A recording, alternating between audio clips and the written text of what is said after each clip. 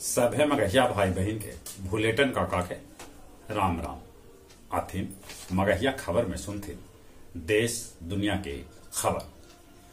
प्रधानमंत्री नरेंद्र मोदी बनारस के एगो सभा में कहल का कि विपक्ष के सिलेबस में खाली माफियावाद और परिवारवाद है। लगातार ये दूसरा दिन भी प्रलय मिसाइल के परीक्षण कल गए जे सफल रहा। बिहार में SC/ST मामला में 60 दिन में जांच करे के आरोप पत्र दाखिल कल जाए। ये बात बिहार के मुख्यमंत्री नीतीश कुमार कहल का। ओमिक्रॉन के बढ़त खतरा के देखत मध्य प्रदेश में लगावल गए नाइट कर्फ्यू। देश देशांतर मगहिया दलान के 45वां ऑनलाइन कार्यक्रम में गीत संध्या के आयोजन कल गए, जेकरा में मगही गीतकार सभे गीत पढ़लन। एकर अध्यक्षता मिथिलेश जी और संचालन कृष्ण कुमार भट्टा कल का। सामूहिक धर्मांतरण करवाए वालन के भेटाए तक 10 बच्चर तक के सजाए।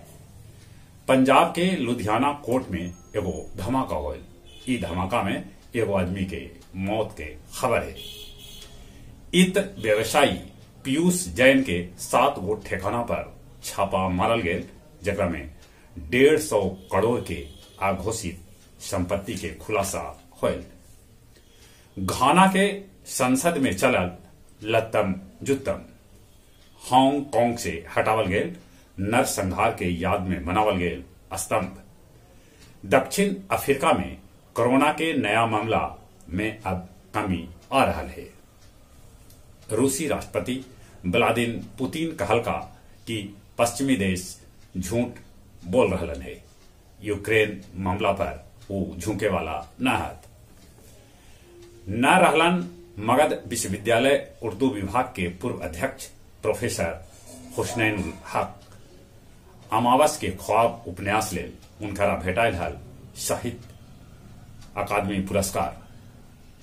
मगध विश्वविद्यालय के कुलपति डॉक्टर राजेंद्र प्रसाद के नोटिस भेटाइल।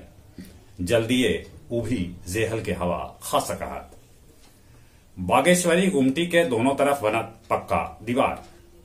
गुरुआ के बिरहिमा गांव में एगो खरिहान में आग लगे से पोरा जर के राख हो गए। अब कुछ खेल के समाचार। हॉकी रैंकिंग में भारतीय पुरुष टीम 3रा स्थान पर और महिला भारतीय टीम 9वां स्थान पर है। न्यूजीलैंड के 10 विकेट लेवे वाला एजाज पटेल की टीम में जगह न भेटाए। शीतकालीन ओलंपिक खेल से पहले चीन के शियांग प्रांत में लगावल गए लॉकडाउन। पहल का T20 मैच में अमेरिका आयरलैंड के 26 रन से हरा दिलक।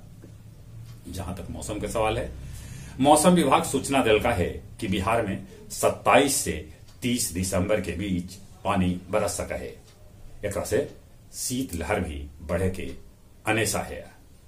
ठंडा से बचते, कोरोना से बचे ले मुंह और नाक पर मास्क लगाते, सोशल डिस्टेंसिंग के पालन करते और जब उम्र 18 बच्चर से ऊपरे है तब कोरोना के वैक्सीन जरूर लेते। चले एक बार फिर से अपने सभे के भूलेटन काका के राम राम।